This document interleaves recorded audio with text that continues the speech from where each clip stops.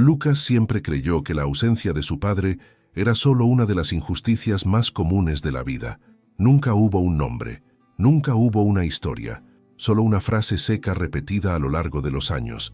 Su padre se fue cuando se enteró del embarazo. Durante 30 años eso fue todo. Creció creyendo que lo habían rechazado incluso antes de aprender a caminar. Creció con un agujero en el pecho, un vacío que nunca supo explicar. Creció con la sensación de que le faltaba algo importante, pero sin saber exactamente qué. Lo que Lucas nunca imaginó fue que toda su vida se basaba en una mentira. Lucas tenía 30 años y trabajaba como repartidor de apps. Conocía cada calle de la ciudad, cada atajo, cada bache en el asfalto. Su moto era vieja pero fiel. Su rutina era predecible. Se despertaba antes de las 6, tomaba café con su madre, agarraba su mochila térmica, trabajaba hasta el agotamiento, regresaba a casa por la noche. Había vivido con doña Sonia desde siempre. Una casa pequeña, 2 habitaciones, paredes desconchadas, pero limpia. Había amor allí, un amor silencioso, duro, cansado, pero verdadero. Doña Sonia era una de esas mujeres que no se quejaban, simplemente aguantaban. Lavó ropa para otros durante años, limpió casas de gente rica, se secaba lágrimas en la oscuridad para que su hijo no se diera cuenta. Lucas siempre supo que su madre llevaba algo dentro, un peso, una vieja tristeza, pero nunca se atrevió a hacer demasiadas preguntas. No había diálogo sobre su padre. En su infancia, Lucas extrañó a un padre en los pequeños detalles. El día que se cayó de la bicicleta y se raspó la rodilla. El día de la presentación escolar. El día que recibió su primer no en la vida. Mientras otros niños tenían padres gritando desde las gradas, él solo tenía a su madre, aplaudiendo sola, intentando ocupar 2 lugares a la vez. En la adolescencia, la ausencia se convirtió en rebelión silenciosa. Lucas se volvió retraído, desconfiado. No se permitió depender de nadie. Siempre pensó que, tarde o temprano, todos se irían. Y doña Sonia observaba todo esto en silencio, con culpa, con miedo, con un secreto enterrado demasiado profundo para escapar. Ese domingo amaneció demasiado común para ser histórico. Arroz en la estufa, pollo friéndose. La televisión estaba baja, mostrando algún programa cualquiera. Madre e hijo almorzaban en silencio, como siempre. Después de almorzar, doña Sonia dijo que se sentía mareada. Debía ser cansancio. Fue a ducharse. Minutos después, Lucas oyó un ruido seco, un sonido sordo, un impacto que no encajaba con la tranquilidad de la tarde. Corrió. Encontró a su madre tirada en el baño, inconsciente, con un pequeño hilo de sangre en la frente. El mundo de Lucas se detuvo allí. Hospital, pruebas, gente corriendo de un lado a otro, médicos hablando en términos difíciles. Se sentó solo en una silla fría, mirando al suelo, imaginando su propia vida sin la única persona que siempre había estado allí. Doña Sonia sobrevivió, pero tendría que quedarse en el hospital unos días, y durante esos días, el pasado despertaría. Al regresar solo a casa esa noche, Lucas sintió un silencio diferente. La casa parecía más grande, más fría, más vacía. Fue a la habitación de su madre a buscar ropa para llevar al hospital. Abrió el armario. Al fondo, tras unas mantas viejas, encontró una caja de cartón vieja, polvorienta, escondida. Casi la cerró, pero algo lo detuvo. La abrió. Dentro había cartas amarillentas, fotos antiguas, notas cuidadosamente dobladas. Encima, un sobre marrón, escrito a mano, Carlos Enrique Bastos. El corazón de Lucas empezó a latir de forma extraña. Una pesada premonición le cruzó el pecho. Cogió las fotos. En ellas aparecía su madre, mucho más joven, sonriendo junto a un hombre de traje, abrazada, íntima. Feliz. Dio la vuelta a la foto. Una fecha, exactamente 9 meses antes de su nacimiento. El mundo empezó a dar vueltas. Entre los papeles también había recortes de periódico. El concejal, Carlos Enrique Bastos, inaugura proyecto social. El nombre no era desconocido, era famoso, respetado, poderoso, y hasta ese momento, completamente ajeno a la historia de Lucas. Lucas pasó esa noche sentado en el suelo, rodeado de papeles que nunca debería haber visto. Le temblaban las manos. Respiraba con dificultad. El corazón le latía desbocado. ¿Qué significaban esas fotos? ¿Por qué estaba oculto ese nombre? ¿Quién era Carlos Enrique Bastos después de todo? No dormía. Con cada foto, cada letra que intentaba descifrar, sentía que su infancia se desmoronaba pieza a pieza. Nada tenía sentido, o quizás por fin empezaba a tenerlo. Al día siguiente, en el hospital, doña Sonia estaba más despierta, débil, pero consciente. Lucas entró en la habitación en silencio. Se sentó junto a la cama. Durante largos segundos simplemente la observó. Aquella mujer que siempre había sido fuerte, ahora parecía demasiado pequeña en aquella habitación blanca. Sacó una de las fotos del bolsillo. La dejó sobre la mesa. «Mamá, ¿quién es este hombre?». Doña Sonia se quedó paralizada. Su rostro palideció. Sus manos empezaron a temblar levemente. El silencio que se instaló era denso, pesado, imposible de ignorar. «¿Dónde encontraste esto?», preguntó, con voz casi inexistente. «En esa caja». Ella giró la cara hacia la pared. «Esto no es para ti. Entonces, ¿por qué está escondido en nuestra casa?». Cerró los ojos. Una lágrima rodó por su mejilla, luego otra, luego muchas, pero aún así no respondió. La verdad seguía enterrada. Lucas salió del hospital con la mente hecha pedazos. Su madre no lo había negado, pero tampoco lo había confirmado. Esa omisión habló más fuerte que cualquier respuesta. De camino a casa, condujo su motocicleta en piloto automático. Pasó semáforos sin recordar si estaban en rojo o verde. El rostro de ese hombre de las fotos aparecía en su mente constantemente, como un fantasma que nunca había pedido permiso para existir. Esa noche intentó dormir, pero el sueño no llegaba. La caja estaba en la mesa de la sala, abierta de par en par. Las cartas tenían una caligrafía antigua. Algunas empezaban con cariño, otras terminaban con culpa. Ninguna mencionaba su nombre, Lucas, pero todo apuntaba a su existencia. No pudo ir a trabajar al día siguiente. Pasó toda la mañana mirando esos papeles como quien intenta armar un rompecabezas al que le faltan demasiadas piezas. Con el celular en la mano, Lucas tecleó lentamente el nombre que lo había cambiado todo: Carlos Enrique Bastos. Los resultados llegaron en segundos. Concejal, 4 mandatos, casado, 3 hijos, una figura respetada en la región, dedicado al trabajo social, entrevistas de televisión, sonrisas para las cámaras. Lucas sintió un nudo en el estómago. Mientras su madre se había pasado la vida fregando pisos, este hombre alzaba la voz en las tribunas, siendo puesto como ejemplo. Lucas comenzó a ver videos viejos, entrevistas de diferentes épocas, reportajes, discursos. Con cada palabra sobre familia, valores y responsabilidad, un sabor amargo le subía a la garganta. «Si este hombre es todo eso, ¿dónde he estado todo este tiempo?», murmuró solo. En cierto momento, pensó en rendirse. Pensó en cerrar la caja, devolver todo al fondo del armario, seguir viviendo su antigua vida, pero algo dentro de él ya se había roto. La duda es como un veneno lento. Una vez que entra, nunca sale. La idea de seguir viviendo sin saber la verdad se volvió insoportable. Lucas necesitaba escuchar algo directamente de ese hombre, aunque fuera solo otro rechazo. Pasó el día siguiente rastreando contactos, sitios web públicos, ayuntamiento, páginas antiguas. Llamó a oficinas haciéndose pasar por otra persona, hasta que finalmente consiguió un número que parecía personal. Se sentó en el sofá mirando la pantalla de su celular. Su dedo temblaba en el botón de llamada. Durante casi 10 minutos, simplemente respiró hondo, cerró los ojos, los volvió a abrir. Cuando finalmente presionó el botón, el sonido de la llamada resonó en la habitación vacía como una campana de funeral. Sonó una vez, sonó 2 veces, sonó 3 veces. «¿Hola?». La voz era firme, segura. La voz de alguien que nunca había sido abandonado. «¿Con quién hablo?». «Carlos Enrique Bastos». «¿Quién habla?». El mundo de Lucas daba vueltas. Las palabras parecían demasiado pesadas para salir. «Mi nombre es Lucas, y tal vez tú seas mi padre». Hubo silencio al otro lado. No, un silencio de sorpresa, pero un silencio rígido. «Te equivocas». «Mi madre se llama Sonia», respondió la voz fría. «Nunca había oído hablar de esto. Trabajó en tu casa hace 30 años». Volvió el silencio. Entonces llegó la frase: «No me vuelvas a llamar». La conexión se cortó. Lucas se quedó mirando la pantalla durante largos segundos.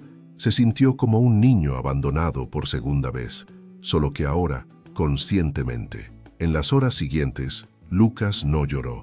Se quedó quieto, sentado, inmóvil. El dolor no explotó, se calmó. Llegó en forma de náuseas, de opresión en el pecho, de falta de aire. Por primera vez, no solo sintió ausencia, sintió rechazo con una dirección, un nombre y una voz. Salió de casa sin rumbo, caminó durante horas, se cruzó con gente que no vio, oyó voces que no registró. Su pasado ahora tenía rostro, y el rostro lo había rechazado. Lucas regresó al hospital por la noche. La habitación estaba tenuemente iluminada. Doña Sonia dormía con la vía intravenosa goteando lentamente. Acercó una silla, se sentó, miró el rostro de su madre como si nunca la hubiera visto. Allí estaba la mujer que lo había criado, solo, quien había llevado el peso del mundo sobre sus hombros, quien había ocultado la mayor verdad de su vida. Abrió los ojos lentamente. «Lo llamaste, ¿verdad?», dijo, incluso antes de que Lucas pudiera decir nada. Permaneció en silencio. «Lo llamaste». Ella no preguntó, afirmó. «Se negó», dijo Lucas con la voz entrecortada. Doña Sonia cerró los ojos. Una lágrima rodó por su mejilla. «Siempre hace esto». Esa frase fue como un cuchillo. «¿Cómo lo sabes?». «Porque a mí también me lo hizo». Por primera vez en 30 años, el pasado empezó a emerger de las sombras. Doña Sonia respiró hondo. Parecía que cada palabra costaba una década de fuerza. Tenía 19 años cuando empecé a trabajar en su casa. No conocía a nadie en esa ciudad. Él era todo lo que yo no era. Lucas escuchó inmóvil. Ella relató los acontecimientos de forma aún fragmentada, como quien teme a sus propios recuerdos.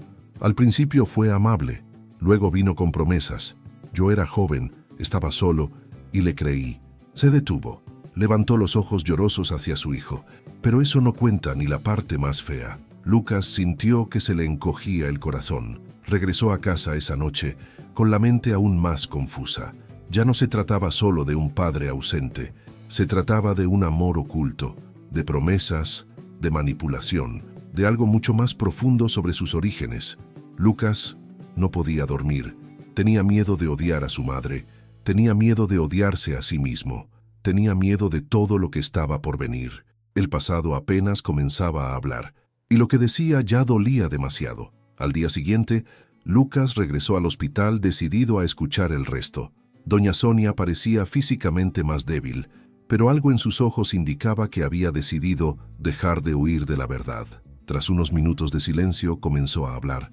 Cuando conoció a Carlos Enrique, Sonia era casi una niña. Había venido del campo con un pequeño bolso, unas sandalias gastadas y una simple carta de recomendación. Joven de confianza, sabe cocinar, sabe limpiar. La casa donde vivía le parecía un palacio, una alta verja de hierro, un jardín siempre húmedo, el aroma a café recién hecho flotando desde la amplia cocina, muebles que solo había visto en revistas. Siempre me impresionaba el tamaño de la mesa del comedor, relataba con una sonrisa triste. Tenía capacidad para unas 10 personas, y nunca había visto a 5 sentadas en una mesa en mi vida. Al principio, ella solo era la ayudante. Él dormía en una pequeña habitación al fondo, detrás del lavadero. Se despertaba antes que todos, barría el jardín, limpiaba los baños, cambiaba las sábanas y pasaba horas de pie en la cocina. La esposa de Carlos Enrique la trataba con una cortesía distante. Era cordial, pero fría. Los niños de la casa apenas la notaban. Corrían por los pasillos iluminados pidiendo bocadillos, llamando a gritos a su padre. Ella siempre respondía con un «Sí, señora», «Claro, señora», «No, señora». Era invisible, hasta el día en que dejó de serlo. Sonia recordaba con exactitud el día en que todo empezó a cambiar. Él fregaba el suelo de la sala de rodillas. El cubo de agua con desinfectante estaba a su lado. El televisor estaba apagado. La casa estaba en silencio por la mañana. Oyó pasos.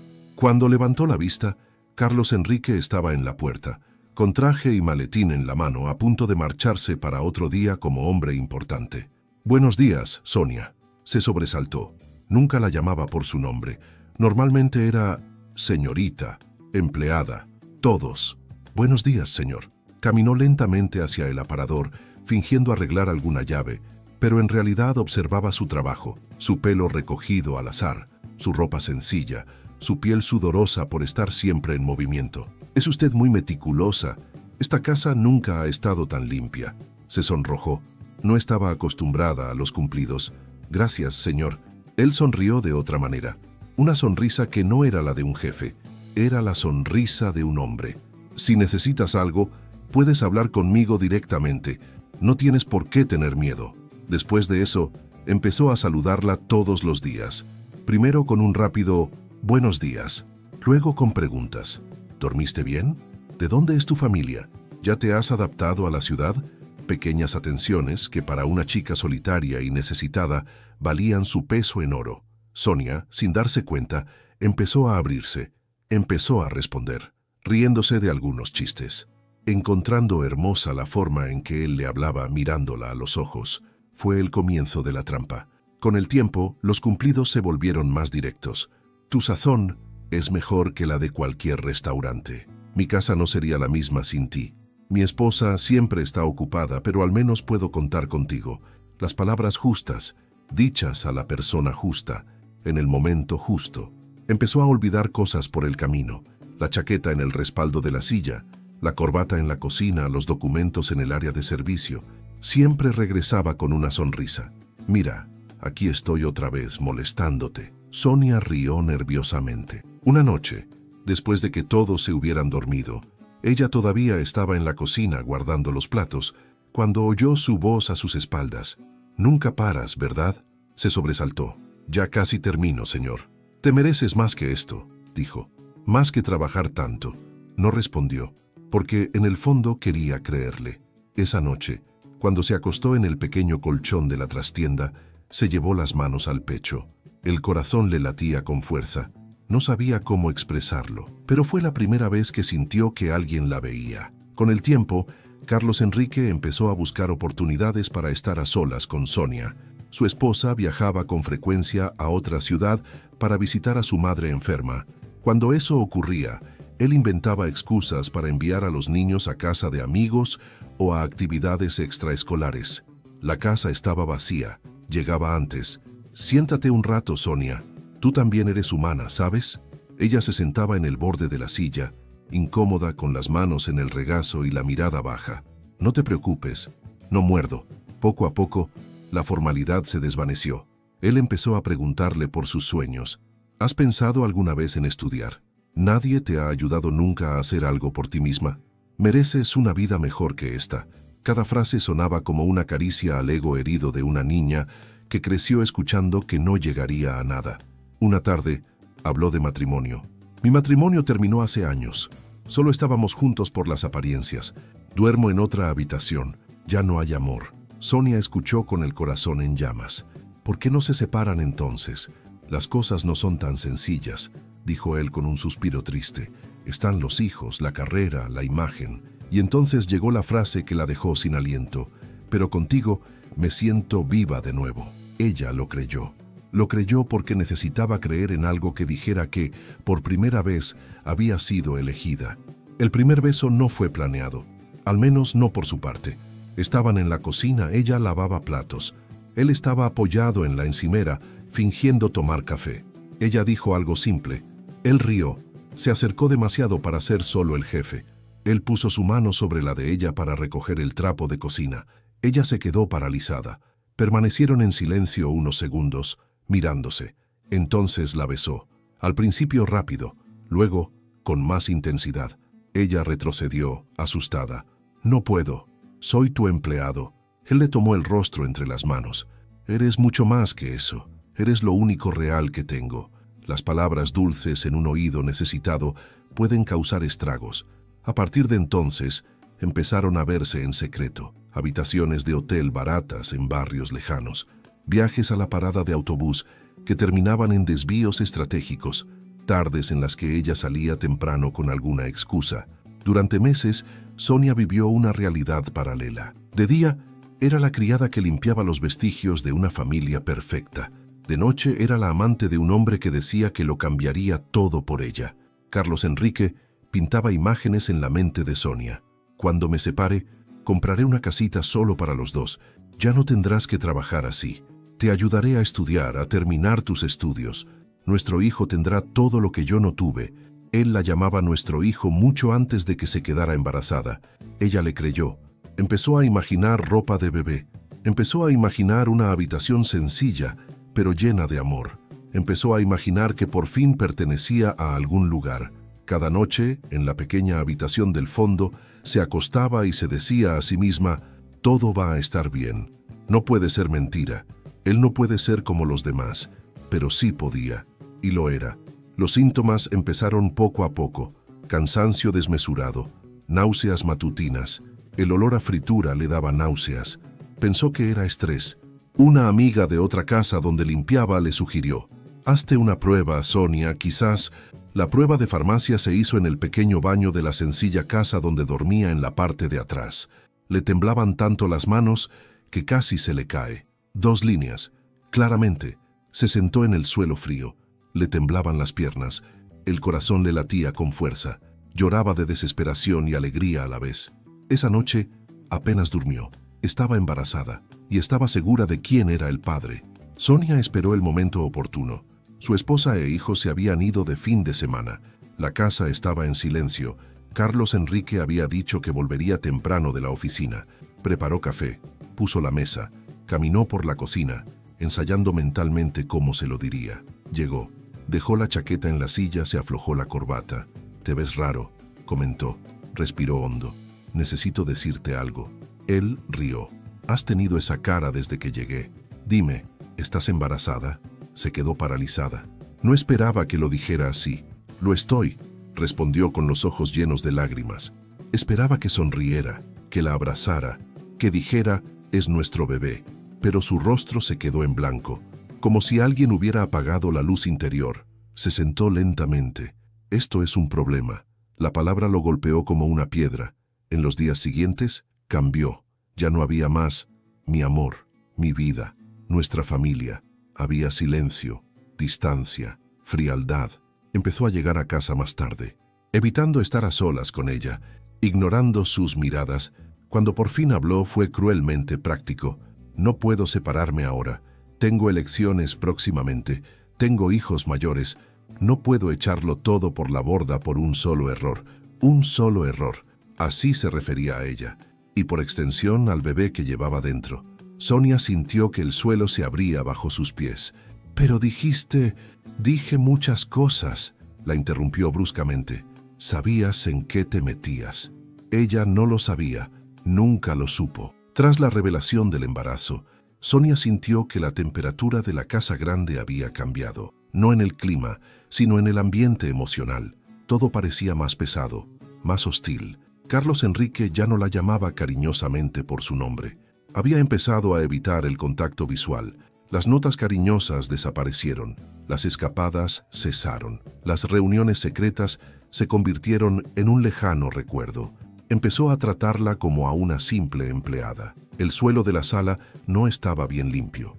El almuerzo se retrasó. «Estás demasiado distraída». Sonia intentó concentrarse, pero su cuerpo ya no le obedecía como antes. El sueño era irregular. Las náuseas empeoraban. El miedo crecía en ella cada día. Una tarde, él la llamó a su oficina. Cerró la puerta. Se sentó tras el gran escritorio de madera oscura.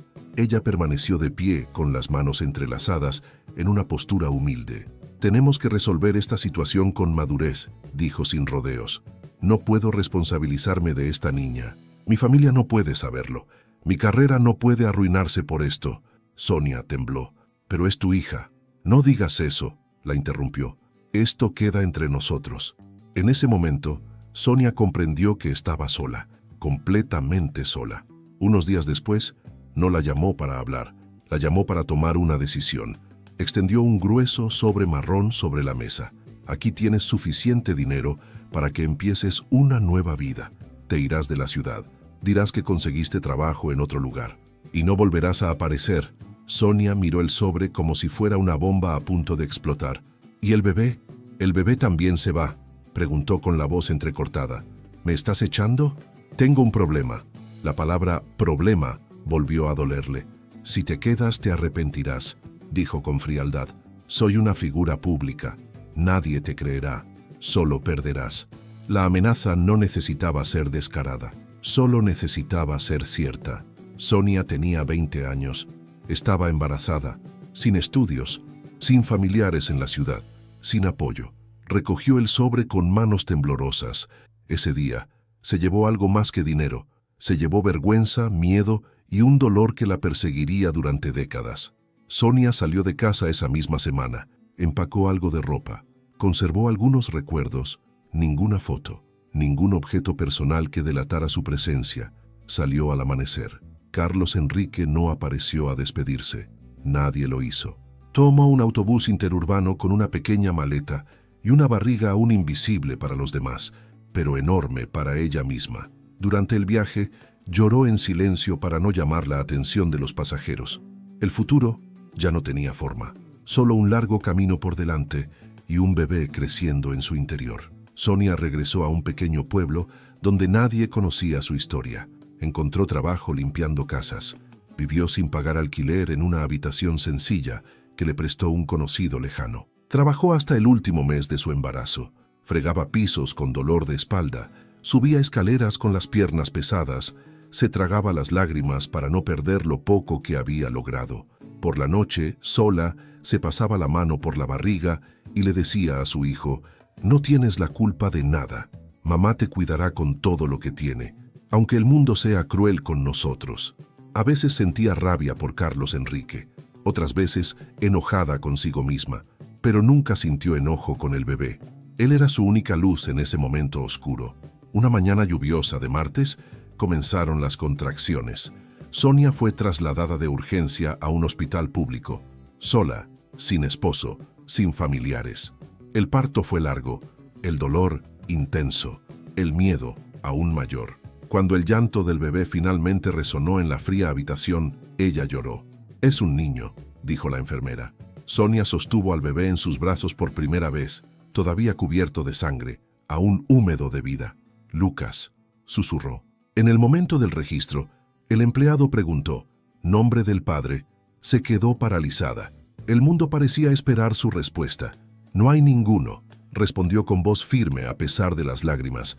Y así, oficialmente, Lucas nació sin padre. Sonia regresó a su vida de lucha pocos días después de dar a luz. Trabajó con el pequeño bebé que habían dejado con los vecinos. Recibía poco sueldo, casi no dormía, siempre estaba cansada. Pero Lucas creció sano, un niño de ojos atentos y curiosos, que siempre parecía buscar a alguien con la mirada. Dio sus primeros pasos en la estrecha habitación del pequeño espacio donde vivían. Sus primeras palabras fueron alegres: «Mami», «Moto», «Luna», nada de «papá». Y Sonia lo agradecía, mientras por dentro sangraba. Cada noche, al acostar a Lucas, repetía la misma promesa silenciosa: «Nunca se sentirá rechazado». Y, sin darse cuenta, esta promesa la hacía guardar el mayor secreto de sus vidas. Con el tiempo, Lucas empezó a preguntar: «Mamá, ¿por qué mi padre no vive con nosotros?». «Se fue antes de que nacieras», respondía ella. «¿Me abandonó?». Tragó saliva con dificultad antes de decir: «Tenía problemas». Nunca dijo que fuera cobardía, nunca dijo que fuera una elección, nunca dijo que fuera dinero. Prefería que su hijo creciera pensando que su padre había sido débil y no cruel. Pero Lucas lo sentía en los ojos de los otros padres, lo sentía en las reuniones escolares, lo sentía en las fiestas de fin de curso. Y Sonia, con cada nueva pregunta, sentía que la mentira cobraba más fuerza. Era demasiado tarde para volver atrás, o eso creía ella. Pasaron los años. Lucas creció sin lujos, pero con dignidad. Estudió todo lo que pudo. Trabajó desde pequeño. Aprendió a no depender de nadie. Se hizo repartidor. Vivía de las entregas, las propinas, los buenos y los malos días. Mantenía la casa junto con su madre. Sonia envejeció demasiado rápido para su edad. Su cuerpo cargaba con algo más que el tiempo. Cargaba con el peso de 30 años de silencio. Nunca volvió a amar. Nunca más se permitió soñar. Solo sobrevivió. Hasta ese domingo, hasta ese otoño, hasta esa caja. Doña Sonia estaba sentada en su cama de hospital cuando Lucas regresó esa noche. Su cuerpo aún frágil, su mirada distante. La vía intravenosa goteaba lentamente, marcando el tiempo como si cada gota fuera un año de silencio. Lucas acercó una silla y se sentó frente a ella. Ya no había ira en sus ojos, había cansancio. «Mamá, ya lo sé casi todo». Cerró los ojos. Su rostro se contorsionó como si reviviera viejas escenas. «Entonces, ya no necesito mentir, ¿verdad?», murmuró. El silencio entre ellos era denso, largo, lleno de cosas no dichas. «Tienes que decírmelo con tus propias palabras», dijo. Ella respiró hondo. Parecía estar reuniendo fuerzas que no había usado en décadas. «No te lo dije porque tenía miedo. Tenía miedo de que me odiaras. Tenía miedo de que lo buscaras. Tenía miedo de que repitiera contigo lo que me hizo». Su voz empezó a quebrarse. «Pero también mentí porque me sentía avergonzada, avergonzada de haber sido débil, avergonzada de haber creído a un hombre que solo me utilizó». Lucas escuchó en silencio, con los puños apretados. «El dinero no compró mi dignidad», continuó, «pero compró mi silencio». Lloró como nunca. Lucas sintió que, por primera vez en su vida, veía a su madre no como la mujer fuerte que siempre fue, sino como la joven rota que había sido. Cuando doña Sonia terminó, la habitación le pareció más pequeña, más apretada, más pesada. Lucas se levantó lentamente, caminó hacia la ventana, miró las farolas. Todo lo que creía sobre sí mismo se reescribió esa noche. No lo habían rechazado por casualidad, lo habían rechazado por conveniencia. «Entonces siempre supo de mí», dijo ella de espaldas a él. «Desde el primer momento», respondió su madre. Lucas respiró hondo, y aún así, ella fingió que no existía. No había duda, solo observación. «No te protegí del rechazo», dijo. «Solo lo pospuse». Lucas se giró lentamente. Tenía los ojos llorosos, pero firmes. «Tú me diste amor. Él me abandonó. Ahora sé exactamente de quién es hijo el señor Carlos Enrique». Lloró en silencio. Lucas decidió allí mismo, en esa habitación, que no viviría el resto de su vida cargando solo con versiones incompletas. Necesitaba escucharlo del mismo hombre que lo había abandonado. A la mañana siguiente, Lucas salió temprano del hospital. El día estaba gris. El viento era frío. Parecía como si incluso el cielo estuviera de luto por algo que aún no había sucedido. Pasó el día trabajando, pero su mente estaba en otra parte. Cada entrega parecía más lenta. Cada kilómetro recorrido parecía acercarlo a una confrontación inevitable. Al anochecer regresó a casa. La caja seguía sobre la mesa. Miró las fotos de su joven madre junto a aquel hombre. Miró la sonrisa que nunca fue suya, la vida que transcurría sin él. Se sentó, tomó papel y bolígrafo y empezó a escribir. Tardó más de 1 hora en terminar. Rompió 2 versiones. Volvió a empezar. Pensó en acusaciones, pensó en gritos, pensó en amenazas, pero al final solo escribió la verdad. «Me llamo Lucas. Soy tu hijo. Crecí sin saber quién eras. Hoy lo sé, no quiero dinero, no quiero un apellido. Solo quiero mirarte a los ojos una última vez y oír de tu boca por qué me borraron». Dobló la carta con cuidado, la metió en un sobre sencillo. No era solo un trozo de papel, era su emotiva partida de nacimiento. La casa de Carlos Enrique seguía siendo grande, imponente, protegida por altos muros y cámaras. Lucas llegó en su motocicleta, se quitó el casco, sintió que le sudaban las manos. Presionó el intercomunicador. «¿Quién es?», preguntó un guardia de seguridad. «Necesito dejar una carta para el señor Carlos Enrique. No se recibe a nadie sin cita previa, así que entregue esto». La puerta no se abrió, pero apareció una pequeña abertura. Apareció la mano del guardia de seguridad. Tomó el sobre. «Intentaré entregarlo». La puerta se cerró. Lucas se quedó allí unos segundos. Luego se giró lentamente y se fue. No sabía si esa carta cambiaría algo. Los días siguientes fueron los más largos de la vida de Lucas. Se despertaba esperando una llamada. Se dormía esperando una respuesta.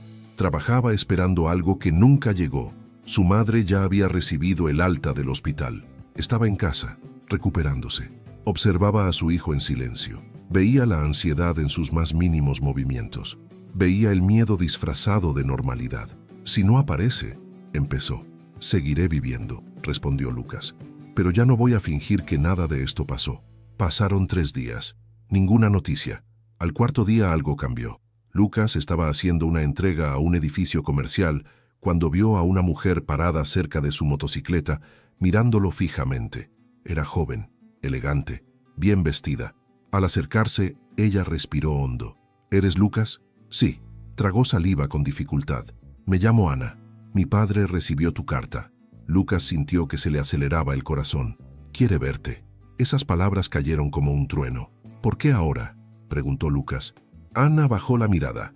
Porque está muy enfermo y queda poco tiempo. El pasado, enterrado durante 30 años, exigía ahora su juicio final. Lucas apenas oyó el resto de lo que Ana dijo. Las palabras «Mi padre quiere verte» resonaron en su cabeza como una campana lejana. Aceptó ir al día siguiente. Esa noche apenas habló con doña Sonia. Solo dijo «Quiere verme». Ella palideció. «Nunca tuvo ese derecho», murmuró. Lucas no respondió. No iba allí como un hijo reconocido. Iba como una herida abierta. Al día siguiente se subió al coche de Ana. El barrio cambiaba poco a poco. Calles anchas, aceras bien cuidadas, árboles podados, casas grandes ocultas tras altos muros. El contraste con la vida de Lucas era brutal. Cada kilómetro recorrido parecía arrancar una vieja capa de su historia. A medida que la puerta automática comenzaba a subir, el corazón de Lucas se aceleraba. La casa parecía aún más grande por dentro. Suelos brillantes, paredes claras, un silencio hospitalario. Ana caminaba delante. Lucas lo seguía, sintiéndose un intruso en un mundo que siempre le había sido negado. Subieron una amplia escalera hasta un largo pasillo. Al final, una puerta entreabierta. «Está ahí», dijo Ana en voz baja. Lucas respiró hondo y entró. Carlos Enrique estaba tumbado, conectado a máquinas. Su cuerpo, ahora frágil, contrastaba marcadamente con el hombre fuerte de las fotos antiguas. Al ver a Lucas, se le llenaron los ojos de lágrimas. Tardó unos segundos en hablar. Eres igualito a tu madre». Lucas permaneció de pie, inmóvil. Allí estaba el hombre que había elegido el poder por encima de un hijo. El silencio entre ellos era pesado, denso, antiguo. «Siéntese, por favor», pidió Carlos Enrique. Lucas se sentó. No había afecto en ese gesto, solo la necesidad de una respuesta. «Esperé 30 años este encuentro», dijo Lucas con voz controlada. «Esperé para saber por qué nunca fui suficiente, ni siquiera para existir». Carlos Enrique cerró los ojos unos segundos. «Siempre has existido para mí. ¿Por qué nunca me buscaste?» «Porque fui un cobarde». La palabra salió con dureza. «Cobarde no», respondió Lucas. «Estabas consciente». Ana observaba todo en silencio, en un rincón de la habitación, conteniendo las lágrimas. Carlos Enrique empezó a explicar, como si estuviera dando un discurso de defensa en un tribunal invisible. Habló de su carrera, de la presión política, de las campañas, del miedo a perder prestigio, de la familia oficial. «Lo tenía todo que perder», interrumpió Lucas. «¿Y qué tenía que perder si nunca tuve nada?». La pregunta hizo llorar a Carlos Enrique. «Seguí tu vida desde lejos», confesó. «Pagué a alguien para que supiera si estabas bien». Lucas se quedó paralizado. «¿Lo sabías cuando estuve enfermo?». «Lo sabía. Cuando se fue la luz en casa». «Lo sabía. Cuando mi madre casi se desmaya de tanto trabajar». «Lo sabía». Con cada respuesta, algo moría en Lucas. «Así que siempre supiste de mí y elegiste seguir fingiendo». Carlos Enrique asintió, derrotado. Lucas se inclinó hacia adelante. «¿Por qué yo, padre?», pronunció la palabra con dificultad. «¿Por qué, entre todos tus hijos, fui yo el único que tuvo que desaparecer?». Carlos Enrique apartó la mirada. «Porque naciste del error que temía admitir. El error eres tú», respondió Lucas con firmeza. El silencio regresó, ahora más pesado que nunca. Con dificultad para respirar, Carlos Enrique extendió su mano temblorosa hacia Lucas. «Perdóname». Lucas miró esa mano como quien se enfrenta a todo un pasado pidiendo absolución. Cerró los ojos unos segundos. Dentro de él había rabia, dolor, frustración, abandono, rebelión, pero también había cansancio. «No te perdono para liberarte», dijo lentamente. «Te perdono para liberarme». Sostuvo la mano de su padre solo un instante. Carlos Enrique lloró como un niño. Horas después, Lucas ya estaba en el pasillo cuando oyó el sonido continuo de la máquina. Los médicos acudieron corriendo. Ana rompió a llorar incluso antes de que nadie dijera nada. Carlos Enrique murió esa noche, sin un discurso público, sin héroes, sin aplausos. Solo un hombre que murió cargando con sus propias decisiones. Lucas lo observó todo desde lejos. No lloró. La lágrima solo llegaría después. Al día siguiente, Lucas regresó a casa. Doña Sonia estaba sentada en la sala, tensa. «Se ha ido», dijo Lucas simplemente. Cerró los ojos. Una lágrima le rodó por la cara. «Nunca quise que muriera». «Yo tampoco», respondió Lucas. «Solo quería la verdad». Sostuvo la mano de su hijo. «¿Me odias?» «No, mamá», respondió él.